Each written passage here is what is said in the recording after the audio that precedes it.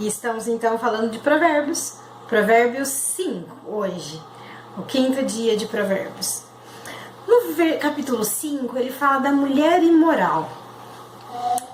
Mas vejam, gente, vamos prestar atenção aqui, que ele fala, é óbvio que o livro de Provérbios é um homem dando um conselho para um outro homem, porque ele chama de meu filho, e não num sentido geral, né? Homem ou mulher. Não, o gênero, você vai perceber que em outros capítulos é sempre de um homem para outro homem.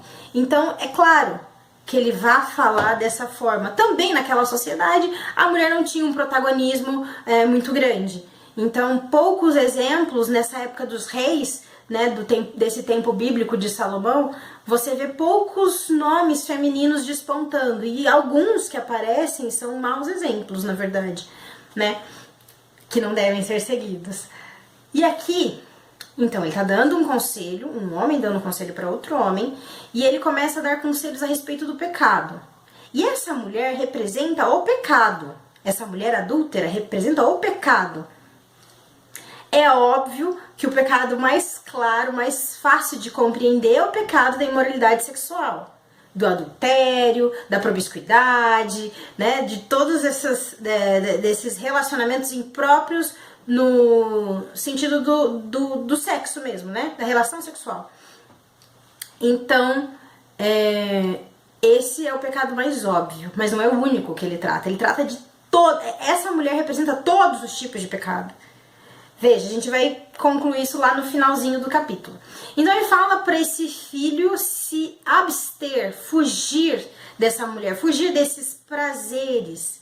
Lá pro meio do capítulo ele fala assim: guarde-se, guarde o que você tem de mais precioso, né? Ele usa a palavra sede, água, cisterna, no sentido de satisfazer o desejo, né? O desejo da sede, ele compara ao outro desejo, que é o desejo sexual. E ele fala, guarde esse seu prazer para sua esposa. Ou seja, tem uma outra mulher que não é a imoral, que é a esposa. Entendeu? Então não quer dizer que todas as mulheres são imorais. Não. Porque aquela mulher está representando o pecado. Então existe uma vida de pecado, que é representado pela mulher imoral, e existe uma vida que não é essa vida de pecado, que é representado pela esposa, né? E ele fala, meu filho, guarde o seu prazer, a sua satisfação para essa vida, que não é uma vida de pecado. E lá no final do capítulo, que é onde fica óbvio que ele não está falando de um tipo só de pecado, ele está falando de todos os pecados, que ele fala assim, que Deus conhece os caminhos do homem perverso. Ou seja, ele conhece a intenção do coração, conhece o erro, o equívoco do pecado do perverso. Ele fala assim que o perverso, preso nos seus pecados, nos seus desejos, por falta de disciplina, morrerá por insensatez. Ou seja, quando a gente está lá, envolvido no pecado, nós nos tornamos insensatos. Quantas pessoas não perdem tudo? Não perdem trabalho, não perdem família, não perdem tudo por causa de pecado.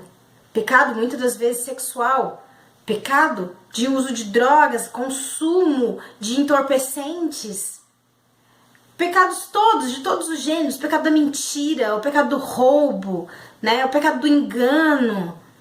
E aí a pessoa vai se envolvendo em todo qualquer tipo de ilegalidade, de irregularidade, de desvio de conduta, vai se envolvendo cada vez mais e ele de repente, ou ela, né, eu digo ele no sentido genérico, se vê envolvido num emaranhado de perversidade e insensatez. E qual que é a saída? A disciplina. Disciplina para quê? Para dominar os seus impulsos, os seus instintos, as suas vontades. Gente, é óbvio que em quase todas as sociedades, em quase todas as ordens religiosas, sempre há um ensino do ser humano controlar os seus impulsos. Nós não podemos viver de instinto e impulso o tempo todo, né? Nós temos que aprender a ter domínio das nossas vontades, né? ter escolhas sábias, decisões sábias. Porque se a gente se entrega a uma vida dissoluta, uma vida sem regras, sem limite, a gente perece, a gente morre, a gente definha, né? Pior do que ter uma morte física natural é continuar vivo sofrendo.